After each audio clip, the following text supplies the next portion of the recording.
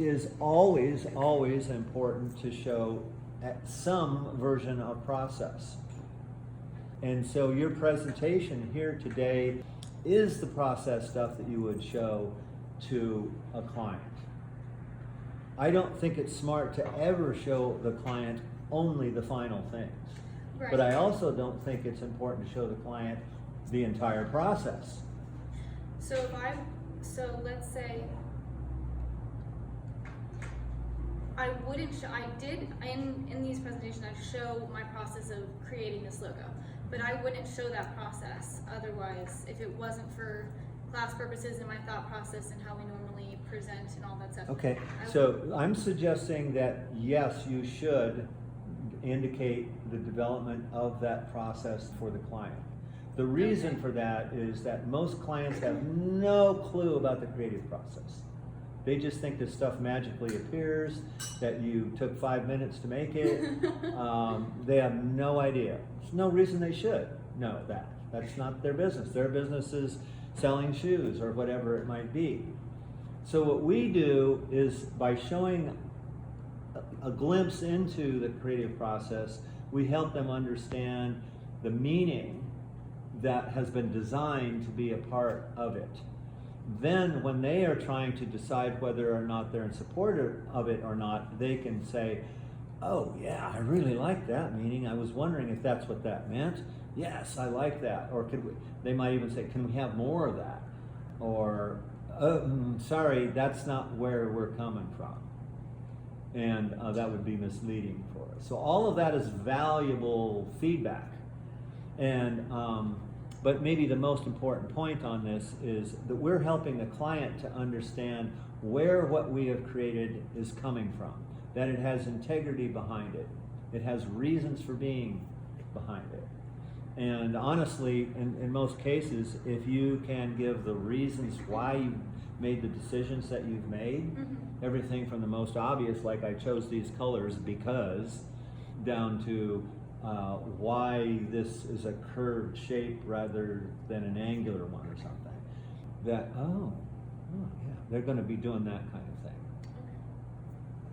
When you do that, when you include the finished product and the process, when you start your presentation to your audience, do you start with showing them one image of the finished product and then start talking about the process? Great question. To a certain degree, it's influenced by two things. One is what is it that you're showing, and the other is what is the most comfortable, logical way for you to talk. Probably the most common one is presenting things chronologically. I first started doing this. I started working on the brand, or I first started to interpret what the metaphor was in this case. And then I did this, and then I did that, and then I went forward chronologically. In other cases, no. In other cases, it's let's show the finished work first, and then show how we got there. Let's break it down. So again, I think there is no one way to do that, but it is important that you follow some kind of logic. Don't randomly jump around. By the same token, don't say something like, well, I just wanted to play around with color. Do not say that. Again, in your group, you're trying to get them on board and spend money. They don't want to just simply support your playing around with color. Right? Even if that was that's how you started. Do not say play around. Don't say it. Watch me say it in the first 5 seconds. Okay, I kind of got off there a little bit, but did I answer your question? Okay, so I think just to put a little more fine point on that, it is about finding some kind of logical order. Kind of the opposite the way I normally talk. Right? I kind of jump around, and that's really not the best way to do it. So if I have a presentation to do, I am aware that I do that in my normal everyday thing, and so I have to make a concerted effort to know what order I'm going to go with things. All right, so before we begin, I want to remind the rest of us what our role is. So we're not just passively watching things, right? So we are going to be part of a specific audience. Emily's going to describe this in a little more detail, who we are. But our responsibility is to basically quiz her. When she finishes her presentation, or maybe even at some point during the presentation, she may want questions or comments during the presentation. But normally it's, okay, the person presents, although you might have someone that interrupts while you're presenting. But most of the time you're going to have, this is your time to present, and then people will quiz you.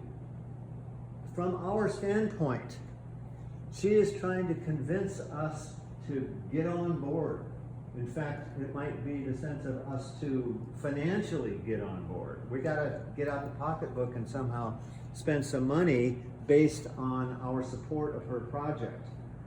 So I want you to, we all should be in that mindset, okay? That's a little different than we might be used to in a critique in a normal class, where we are simply commenting on the project. Now certainly we can be commenting on the project, it's not that we don't do that, but I'm trying to say to you, I want you to think that you're not students in a class where you're seeing another classmate present. Instead, you are in fact a part of this target audience that the person presenting is trying to reach. So what kind of questions would that group have for the presenter? Does that kind of make sense? I think sometimes it's helpful then in doing that is to have something you can take down some notes while the other person is presenting, while Emily's presenting in this case, that you can jot down and remind you of something you might want to ask at the end. Okay? Emily. So should I present this as it is in already existing company? Because there's two ways that I can go with this. That is up to you. So you define for us who we are, and if we are representing an existing company, or are we a startup, or what we are. So you are total in control of all this now. Okay, so I'm going to start. Let me say this too. So I'm videoing you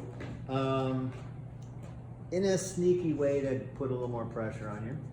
I figure if you feel any of that, it's a little bit by design. If you don't, fine.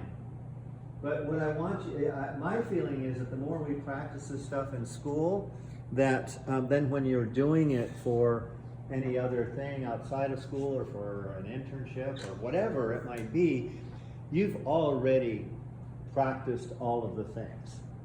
And so it should not be a new thing to you. And so it takes an awful lot of pressure off of that. We all are nervous, when we're speaking in front of people we don't know. In this case, this is a pretty safe thing to do here. If you even feel like you're into the presentation, you feel, this is not right, I need to start over, that's fine, we'll start over. But my main purpose of doing this and filming you is so that we can see how do we do this.